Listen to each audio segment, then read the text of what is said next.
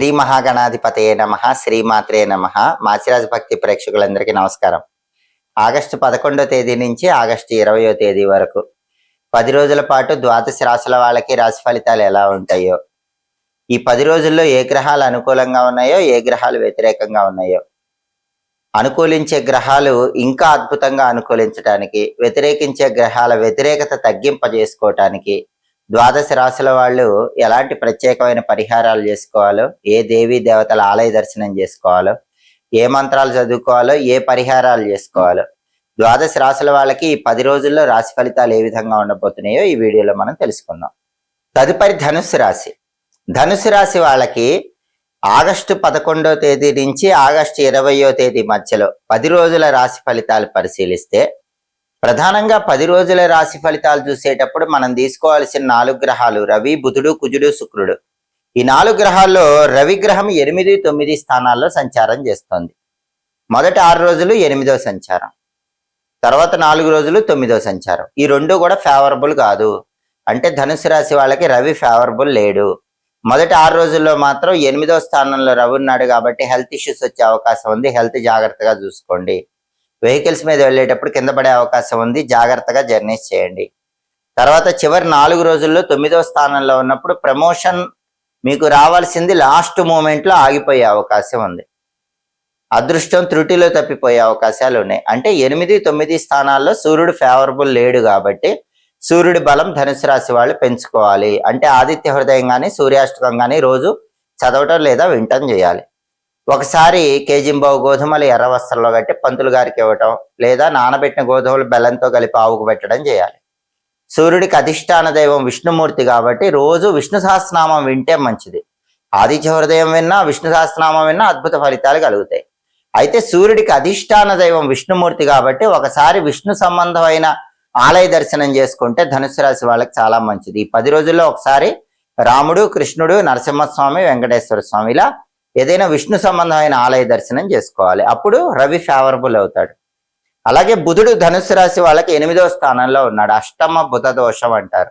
విద్యార్థులు ఎంత బాగా ప్రిపేర్ అయినా ఎగ్జామ్ రాస్తే అనుకున్నట్టు ర్యాంకు రాదు, మార్కులు రావు.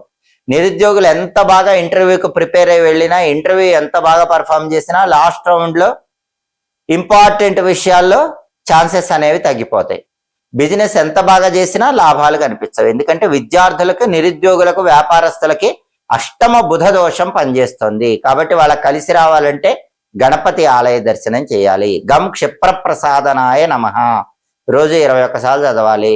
సంకటనాశక గణేష స్తోత్రం చాంటింగ్ వినాలి. ఒకసారి పెసల ఆవుకు తినిపించడం, కేజింబావు పెసల ఆకుపచ్చ వస్త్రంలో కట్టి పంతులు గారికి దానం ఇవ్వటం, వీటిలో ఏదో ఒకటి చేయాలి. అప్పుడు బుధుడి బలం పెరుగుతుంది. అప్పుడు విద్యార్థులకు, నిరుద్యోగులకు, వ్యాపారస్తులకు కూడా చక్కటి అనుకూల ఫలితాలు కనిపిస్తాయి.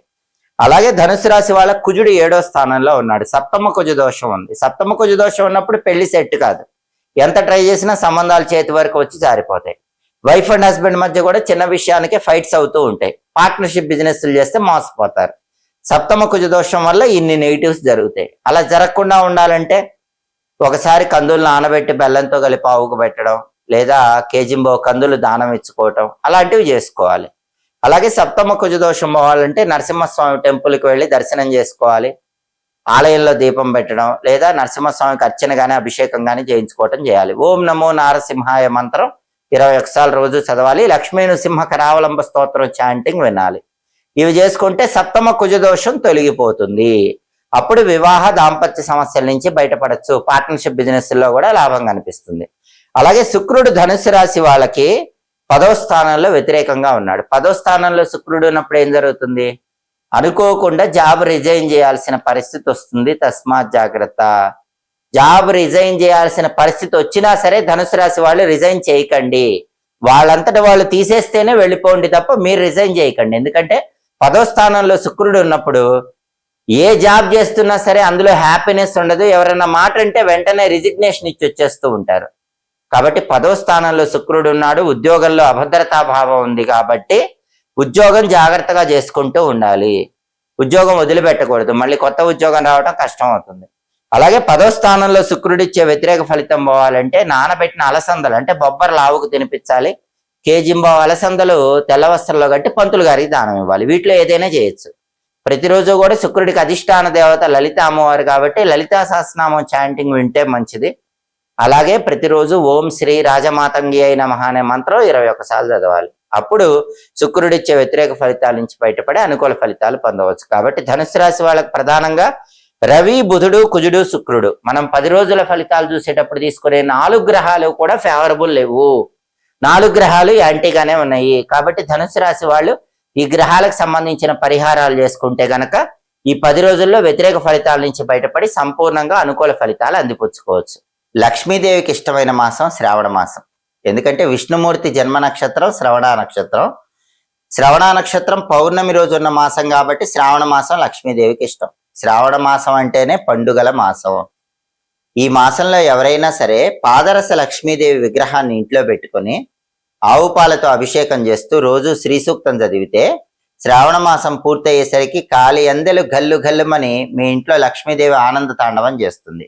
ఈ విషయాన్ని అనేక పౌరాణిక గ్రంథాల్లో చెప్పారు. కాబట్టి ఎవరైనా సరే పాదరస లక్ష్మీదేవి విగ్రహం ఇంట్లో పూజ గదిలో పెట్టుకోండి. రోజు శ్రీ సూక్తం చాంటింగ్ పెట్టుకుని ఆవు పాలతో అభిషేకం చేయండి. అద్భుతంగా ధనలాభాన్ని పొందండి. అలాగే శ్రావణ మాసం అంటే కేవలం లక్ష్మీదేవికే కాదు, విష్ణుమూర్తికి కూడా చాలా ఇష్టమైన మాసం.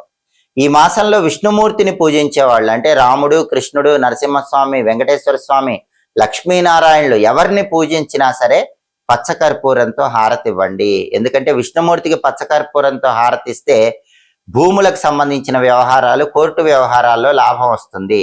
అలాగే తీపి పదార్థాల్లో కూడా కొద్దిగా పచ్చకర్పూరం కలిపి విష్ణుమూర్తికి నైవేద్యం పెడితే పనులు తొందరగా పూర్తవుతాయి. అలాగే విష్ణుమూర్తికి మీ ఇంటి ఆవరణలో పెరిగిన మొక్కల పుష్పాలంటే ఇష్టం. వీటిని శాల పుష్పాలు అంటారు. కాబట్టి శ్రావణ మాసంలో సాధ్యమైనంత వరకు బయట కొన్న పుష్పాల కంటే కూడా మీ గార్డెన్ లో మొక్కలకు పూసినటువంటి పుష్పాలతో పూజ చేస్తే విష్ణుమూర్తి తొందరగా అనుగ్రహిస్తాడు. లక్ష్మీనారాయణులకు మాత్రమే కాదు, శివుడికి కూడా శ్రావణ మాసం చాలా ఇష్టం. స్వయంగా శివుడు బ్రహ్మమానస పుత్రుడైన సనత్కుమారుల వారితో నాకు శ్రావణ మాసం అంటే 12 నెలల్లో చాలా ఇష్టం అని చెప్పాడు. అందుకే ఈ మాసంలో శివ పూజ చేసే వాళ్ళు ఎవరైనా సరే ఓం భవాయ జలమూర్తయే నమః ఈ మంత్రం చదువుకుంటూ రుద్రాభిషేకం చేయండి. స్ఫటిక శివలింగం కానీ పాదరస శివలింగం కానీ మీ ఇంట్లో ఏదున్నా సరే, నర్మదా బాణలింగం ఉన్నా, ఏ లోహంతో తయారు చేసిన శివలింగం ఉన్నా ఓం భవాయ జలమూర్తయే నమః మంత్రం చదువుకుంటూ శివుడికి అభిషేకం చేస్తే శివానుగ్రహం చాలా తొందరగా కలుగుతుంది.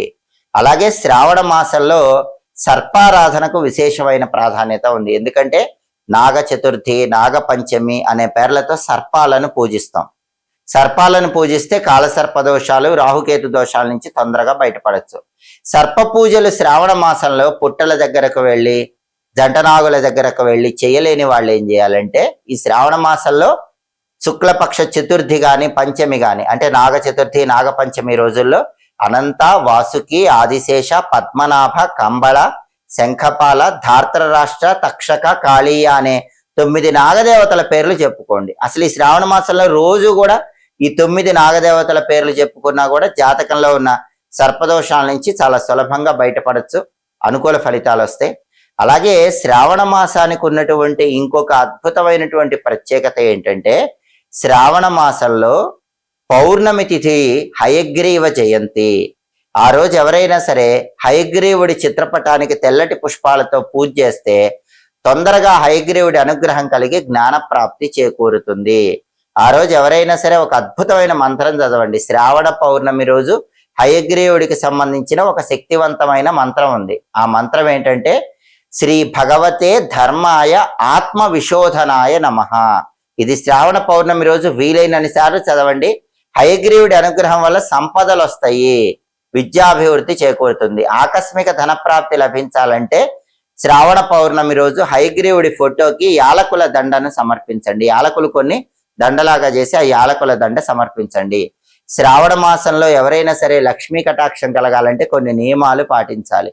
తొలి సంధ్యలో, మలి సంధ్యలో నిద్రపోకూడదు. శ్రావణ మాసంలో సూర్యోదయ సూర్యాస్తమయాల్లో నిద్రపోకండి. అలాగే శ్రావణ మాసంలో మీ ఇంట్లో పళ్ళు ఎట్టి పరిస్థితుల్లో కుళ్ళిపోకుండా చూసుకోండి.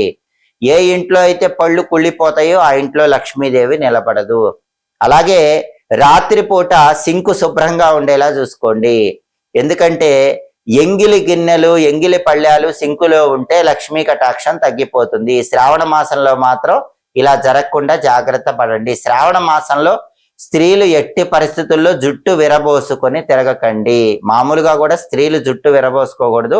శ్రావణ మాసంలో మాత్రం ఎట్టి పరిస్థితుల్లో జుట్టు విరబోసుకొని తిరగకూడదు. అలా తిరిగితే లక్ష్మీ కటాక్షం తగ్గిపోతుంది.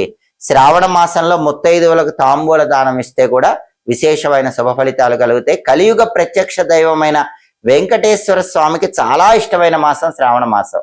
అందుకే వెంకటేశ్వర పిండి దీపాలు వెలిగించుకుంటే మంచిది. బియ్యం పిండి, బెల్లం తురుము, ఆవు పాలు వీటన్నిటితో చలిమిడి దీపాలు, పిండి దీపాలని ఆడవాళ్ళు తయారు చేసి వెలిగిస్తూ ఉంటారు. ఆ పిండి దీపాలు శ్రావణ శనివారం రోజు పూజ గదిలో వెలిగించుకుంటే వివాహ సమస్యలు, ఉద్యోగ సమస్యలు, ధన సమస్యలు అన్నీ తొలగిపోతాయి. కాబట్టి శ్రావణ శనివారాలు వెంకటేశ్వర పిండి దీపాలు వెలిగించుకోండి. 7 శనివారాల వ్రతం చేయాలనుకునే వాళ్ళు శ్రావణ మాసంలో వచ్చే మొదటి శనివారం నుంచి ప్రారంభించి 7 శనివారాల వ్రతం చేసుకోండి. అద్భుతమైన ఫలితాలు వస్తాయి. అలాగే షోడశ సోమవార వ్రతం అని కూడా ఉంది. 16 సోమవారాల వ్రతం, శివుణ్ణి ప్రత్యేకంగా పూజించే వ్రతం. ఆ 16 సోమవారాల వ్రతం కూడా శ్రావణ మాసంలో వచ్చే మొదటి సోమవారం నుంచి ప్రారంభిస్తే అద్భుతంగా శివానుగ్రహం కలుగుతుంది. కాబట్టి పర్వదినాల సమాహారమే శ్రావణ మాసము. శ్రావణ మాసాన్ని సద్వినియోగం చేసుకోండి. స్త్రీలను గౌరవించండి. ఆడవాళ్ళు ఇంట్లో ఏడిస్తే లక్ష్మీదేవి అనుగ్రహం ఉండదు. స్త్రీ ఏ ఇంట్లో అయితే కన్నీరు పెడుతుందో ఆ ఇంట్లో లక్ష్మి నిలబడదు. కాబట్టి శ్రావణ మాసంలో సాధ్యమైనంత వరకు ఆడవాళ్ళ కంటి నుంచి కన్నీటి బొట్లు రాకుండా చూసుకోండి. ఆడవాళ్ళు నవ్వుతూ ఉండేలా చూసుకోండి. అప్పుడు ఆ ఇంట్లో అష్టలక్ష్ముల ఆనంద తాండవం జరుగుతుంది. ఎప్పటికప్పుడు జ్యోతిష శాస్త్ర పరంగా ఆసక్తికరమైన విశేషాంశాలు తెలుసుకోవాలన్నా, దినఫలాలు, 10 రోజుల ఫలితాలు, మాస ఫలితాలు, గ్రహాల సంచారంలో వచ్చే మార్పులను బట్టి కలిగే ఫలితాలు తెలుసుకోవాలన్నా మాచిరాజు భక్తి ఛానల్ తప్పకుండా చూడండి. మా వీడియోస్ మీకు నచ్చినట్లయితే మా ఛానల్ లైక్ చేయండి, కామెంట్ చేయండి. మా ఛానల్ వీడియోస్ 10 మంది మిత్రులకు షేర్ చేయండి. మా ఛానల్ సబ్స్క్రైబ్ చేసుకోండి. పక్కన ఉన్న బెల్ సింబల్ నొక్కటం మాత్రం మర్చిపోకండి. సర్వే జనాః సుఖినో భవంతు. స్వస్తి.